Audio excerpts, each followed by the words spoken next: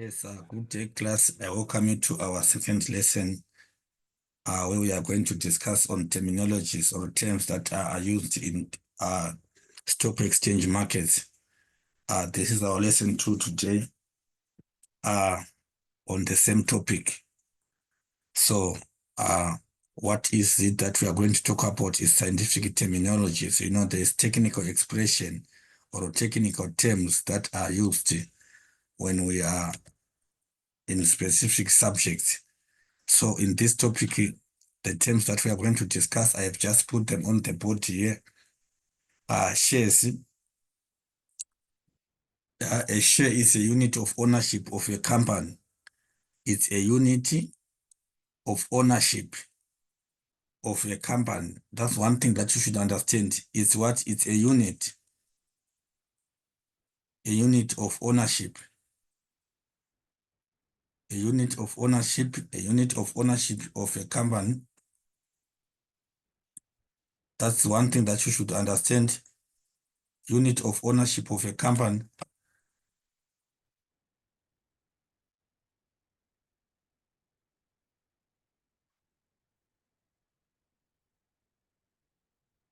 We can just give it in simple terms as, like, for instance, we are saying people are to eat some fruits, and then the fruits are just as many as this number. And then when we are saying a share, it means that a person or individuals that are available to get a fraction of what is being to be shared, or what is that has to be shared among people. So in this respect, we are saying if a company is issued 1 million shares, for example, a company is issued 1 million shares, and a person owns 1,000 of them. A person owns 1,000 of those shares. He owns 0.01% of the company. Shares represent proportional ownership of the enterprise. Like I said, that in the previous unit, I've been saying, you should understand that when a person has got shares in a company, he has got a fraction of ownership within that company. So having an example that I've given here, that a company issues 1,000 shares and the person owns 1,000 of those shares. So this is just saying 1,000 is a fraction of 1 million. 1,000 is a fraction of 0.01 of that share of those shares that the company is giving. So that therefore the person represent a proportionate ownership of the company of 0.01%. So we have got types of shares, types of shares, types of shares, types of shares. So in this case, we are saying types of shares. Which ones are there? We have got what is called ordinary shares. Ordinary shares give the shareholder partial ownership. They give just like incomplete. Partial means incomplete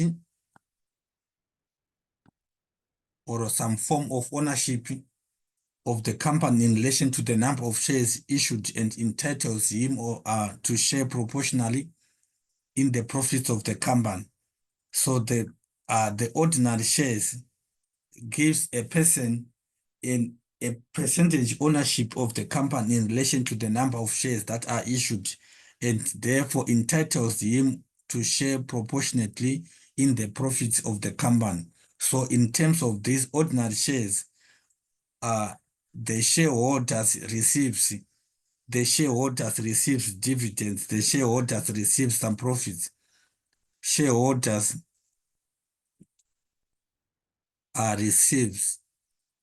receive some profit sharing, profit benefits. That is what you call dividends from the company's operations. So the company receives some profit sharing that is called dividends from the company's operations in terms of the ordinary shares. So please take note that these people were saying proportionately with regard to how much profit the company has made. So a company has made whatever profit according to the percentage ownership of the shares. Each shareholder who is having ordinary shares get a fraction which is equivalent to the profit, which is equivalent to the percentage ownership that the person has.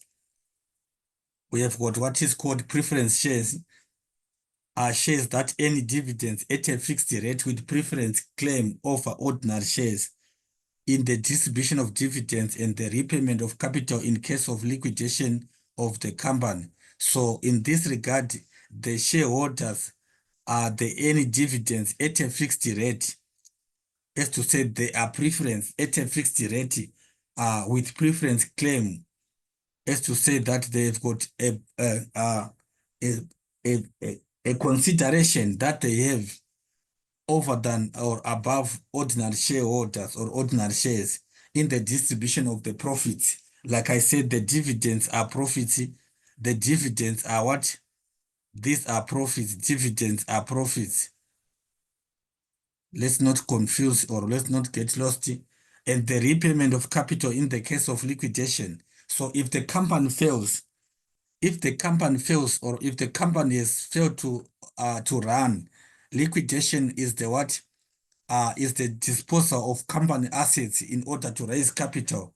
When company assets are sold, liquidation is selling of selling of company assets. When these assets are sold, or when the assets of the company are sold, the preference shareholders, they receive a repayment of their capital. They receive the repayment of their capital when the company is to close or is to fail to operate, and then some fraction of the what of the company assets are sold. Hence, these people they receive what? They receive a repayment of their capital in that regard. They receive a repayment of their capital. And then securities are transferable certificates of ownership of investment. Transferable certificate of ownership of investment are products such as notes, that is money, bonds, stock, futures contracts, and options. So in other words, we are saying they are we are saying they are transferable certificates of ownership of investment products. When people have invested, the securities are transferred in the form of either, we are saying, such as the bonds, we've got stock, we have got future contracts, and also other options. They fall under what? They fall under securities. Stocks are shares bundled in quantities, e.g. 100. I am sure that we defined what is stock. Stock, we identify them as shares. Stock can also be called what? Can also be called shares that are bundled or that are classified or that are amounted in quantities of what? Of specific numbers, for example, 100. And then we are saying that is stock. There are specific number of shares that are bundled, which we can give as in regard to that. And then that is also the same, or there are words that we can use interchangeably. And then we have got what is called bull market. Bull market, these are markets, we are saying are markets when the market is generally rising. When the market is generally rising, it is called bull market, and typically the result of a strong economy, which is caused as a result of a strong economy. When the market is generally rising, we are talking about the rising in the share prices, which is resulting from strong economy. A bull market is typified as generally rising stock price. So the rising stock price, we call that what? A bull market. And in that regard, we are saying high economic growth and strong investor confidence in the economy are actually a characteristics that we can see there, that we can see. So In other words, what you need to understand is that a bull market exists when the economy is generally strong, and then when the market price of shares is increasing, and there is high economic growth and also high or strong investor confidence, which are characteristics thereof. A bull is a person who buys shares in the expectation that the market will rise. A person can buy share as that we can call that a bull. A person who buys shares with an expectation that the market will rise and he will be able to sell them at a high price is called a bull. When a person buys shares at a lower price and then expecting those shares to rise and then make a profit by selling those shares at a high price, the person is called what? Is called a bull. Uh, so I have already given the market the definition of a bull market, which I'm saying that it is a market in which stock prices are increasing. That is a bull market. So please, class, just take note of these terminologies or definitions. And then we've got what is called bear market, the opposite of the bull in any way. The bear is the opposite of what? Of the bull. So falling stock prices, and then bad economic news and low investor confidence in the economy cause a bear market. In other words, when stock prices is falling, and then it is caused as what? Like I said before, that factors that defines the prices of shares. It is news, it is the performance of the company, it is the our broadcasting facilities or services. So bad economic news and low investor confidence, they result in a bear market. And then a bear is a seller of shares that he does not possess. A bear is a seller of shares that he does not possess. He acts with expectation that the price will fall and you will be able to purchase the shares before the date of which he must deliver them at a lower price than he is selling, thus making a profit. So in this, it is a contrary, or it is a contrast of what? Of a bull market.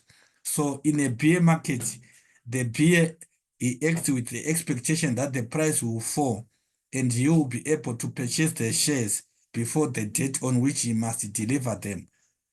And uh, at a lower price that you'll be selling those market profit. And making a profit out of those out of those shares. So a bear is a market in which stock prices falls. So you can see class to say bear is opposite to what? To be to bull. So bear is weak, and then bull, it is strong. So we have got a vice versa relationship in this case. We have got a relationship that is contrast in this case. The bear, we are saying the market is in which it is falling. The price of the shares, the stock price is falling. So it is negative. And then on the other side, it is what? It is positive. So when we can look into this, you can see that the bear market, it is actually a falling economy, which is caused, or a falling economic news, which is caused, or which causes low investor confidence. And then the person who is a bear buys the shares to sell them at a profit, which you will be expecting whenever the profit or the share prices increases. And then a broker is a member of the stock exchange who is licensed, is a member of stock exchange who is licensed to buy or sell shares on his own or on his client's behalf. So a broker can buy shares for himself. He can also buy on behalf of his on behalf of certain clients. Like to say, one person would want to buy shares, you would find a broker who would go assess the share prices and then would be able to purchase the shares on behalf of that person. He charges a commission when the buying of the shares is going to be done. There is a commission that is charged brokerage on the gross value of the deals as to say, at the gross value of the deal, there is a commission that is charged, and then the commission brokers and full service brokers simply execute buy or sell orders against a commission.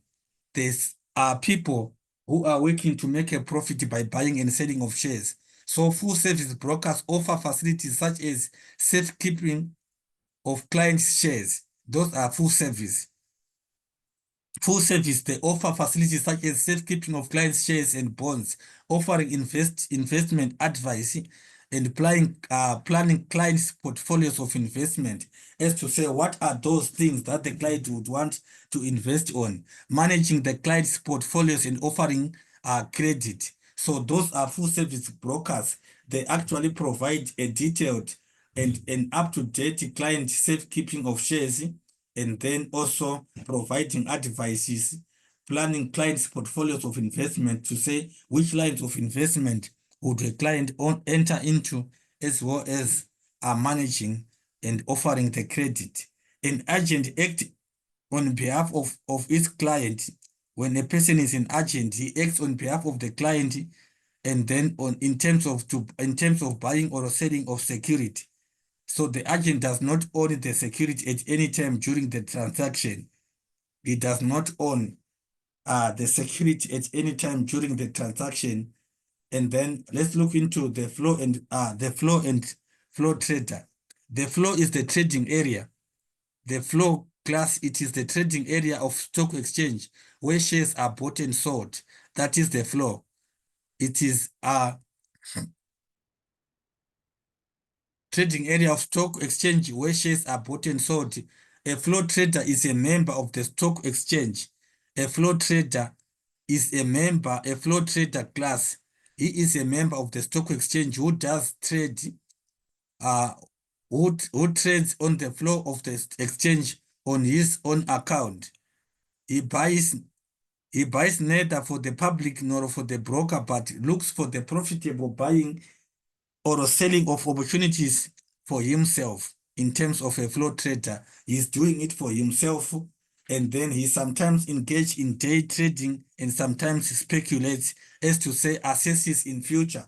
He evaluates to see the possible trends that can arise. So we are saying he is what? He is a flow trader. He is a flow trader. So more financial definition that we should look at. We have got some more financial definitions that we should look at. And then we have got Dow Jones Industrial Average, which is given as DJIA. It's an average of 30 actively traded stock. 30 actively traded stock. The Dow Jones Industrial Average is calculated by dividing the price of each of the 30 stock divided by the divisor, and then this is one of the most widely quoted stock market averages in the media. In the media, we are saying the Dow Jones Industrial Average, it is the most used one or the most quoted one. And then we have got equities are common and equity are common and preferred stock which represent share in the ownership of a company. When we are saying equity, it refers also to just share ownership that a person has within a company. We can just use the terms interchangeably to say equity is the share ownership that a person has in a company. And then we have got inflation is the overall increase in the price of goods and services, usually measured by percentage change in consumer price index. We normally use, or it is assessed via consumer price index. Consumer price index identifies, or it is the one that is used in the measurement of inflation, just a continuous increase in commodity prices at the expense of the currency value. We call that inflation. To say the value of the currency does not change, but we continuously have an increase in the price of goods and services on the market, which is mostly a detriment to consumers or a challenge to consumers. Consumers would have the weakening of the currency or the value of money buys, or the value of the money diminishes, it decreases. Hence, people would have certain monies or had money which cannot be able to purchase as it was in the previous weeks or previous day, depending on the rate at which the inflation is hitting. And then market order is an order to buy or sell stock immediately at the best current price. Market order is an order to buy or sell stock immediately at the best current price, which is what is that is what we how we define market order class. And then stock price index. Stock price index is a statistical measure of the state of the stock market based on the performance of certain stock. So what we are saying is that the performance of stock would give that statistical measure of the stock of the state of the stock market. So what is happening is that there is an evaluation which is taken or which is put into account in order for us to have the stock price index, which we are saying it provides a measure of the state of the stock market. It actually provides the measure of the stock market as to say at which prices or what is happening in terms of the performances that is based on certain other stocks that are there. More than 80 equity market terms are defined in the cost in the most recent guide of JSE. We have got more than 8 equity market terms that are available. And then let's look into reasons of buying and selling of stock shares. Trading. In this case, we are saying reasons for buying and selling of stock and shares. Trading as definition. Trading stock is a process where people make money by investing money in companies. People would invest money in companies by trading stock or by buying stock. So the process where people make money by investing money in companies, whereby they buy shares in the companies, we call that what? It's an investment in its own. So therefore, a person could get what? Would earn profits by or on his money that he has invested. There are two main reasons for buying and selling shares: speculation and investment. Reasons for buying or selling of shares. Speculation. Shares or stock are bought in anticipation of a rise in the what? In the price of shares in the short term. Therefore, the return on the investment is calculated to be higher than the return on the investment at bank. As you can see, we have talked about this before, that in a weaker economy, people could also maybe saying, depending on the economic performances, people would speculate whereby they can buy shares with the hope that there is a rise in price of the shares in the short term. So therefore, there is an investment. So therefore, on the investment of this, there is a calculated higher return than the return on the investment at the bank. Hence, the dividends are also taken into consideration as to say that the profits or the profit returns that are to be obtained there. So speculation, it is one of the reasons of what? Of buying and selling of shares, where there is a hope of an increase in the share price. That is or one other reason there. Investment, why people would buy or sell shares. People can also buy shares for reasons of what? Reasons of investment. As to say, share stocks are bought with a long-term view, increase in the value over time, and then payment of dividends. To say that you would go and buy shares in a public company, expecting that there will be, you are going to get what? Long-term investment, which is that there is a value over time in terms of the dividends that an individual or the person would get over a period of time. So what we are saying is that it can be one of the reasons of what? Of buying and selling of shares for investment purposes, which are long-term investments when a person would earn dividends or profits on investment. Methods of buying and selling of stock are how to buy and sell shares. You need at least 2,000 rands available in cash is one of the conditions there. And then contact the JSE Public Relations Department and ask to be referred to the broking firm. These are the steps. the broking firm will open an account for you in your own name, which is the name of the customer of the person to buy. And then the stockbroker at the broking firm is there to advise about investment, and then the person to buy is the one who takes the final decision out of the advice that is given by the what? By the stockbroker.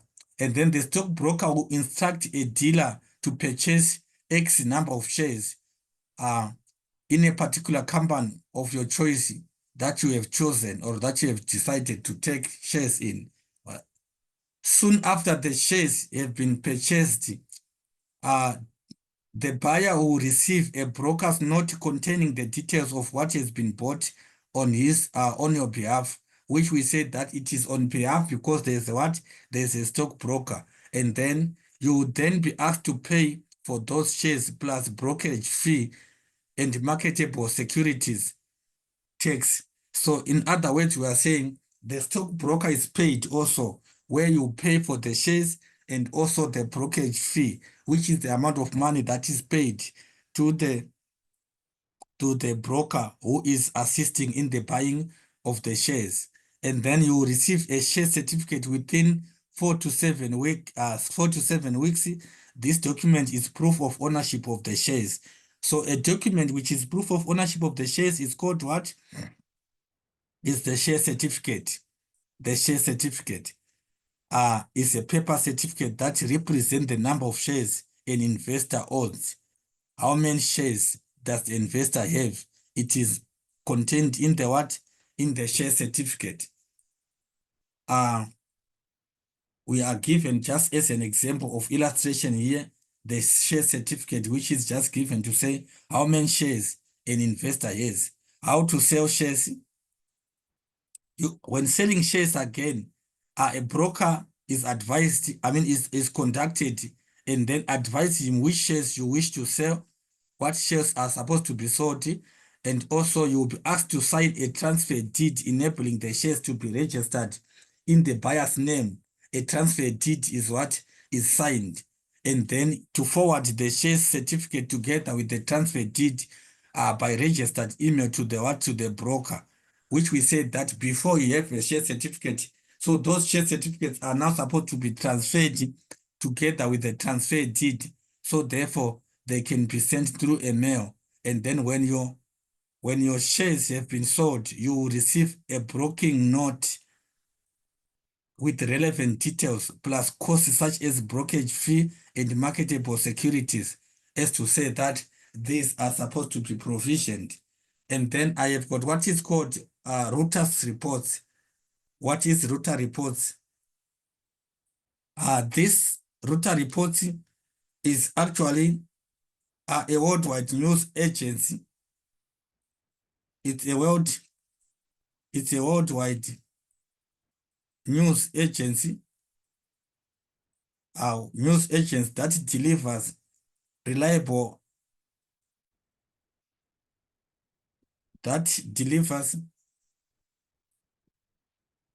reliable it delivers reliable and accurate news coverage. Reliable and accurate news coverage 24 hours or 24 hours per day. News coverage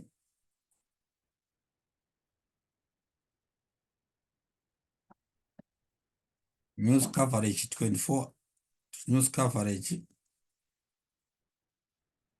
24 hours a day.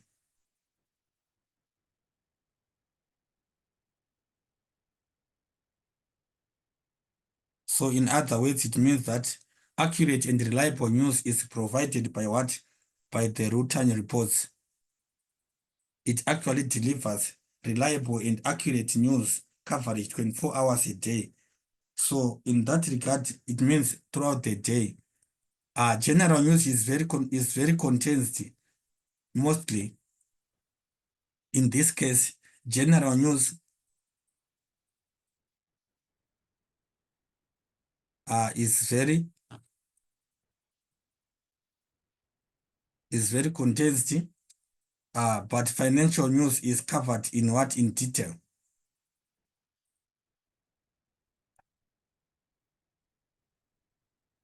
But financial news is fully covered, in detail. That is what we mean by Reuters news. So it actually, it is a worldwide news agency that actually ensures that reliable and accurate news coverage is provided throughout the day, where general news is just very not much detailed, but financial news, is what is fully and is covered in detail. Is covered in detail. That's one thing that we should understand by the what? By the Reuters news. We have got examples such as which news can we talk about there? E.g. foreign, we can talk about e.g. foreign exchange rate in detail, e.g. for example, foreign exchange rate. Foreign exchange rate, we can talk, we can also have gold and precious metals prices. Gold and special metal prices. They are also covered there, just to give examples. So what we need to understand is that clients rely strongly on this news. Clients rely very strong on this information, and it is important that they take decisions that are made on a day-to-day to make sure that this is up to date. So when people are making news, clients, most importantly, they rely on this news, which is available, and then it must be up to date in order for them not to make bad or ill-informed decision. So thank you very much for your time, and I wish you all the best in your exams. All the best. Don't forget to turn on your notification buttons for continuous updates on our classes, and have a beautiful day. Thank you once again.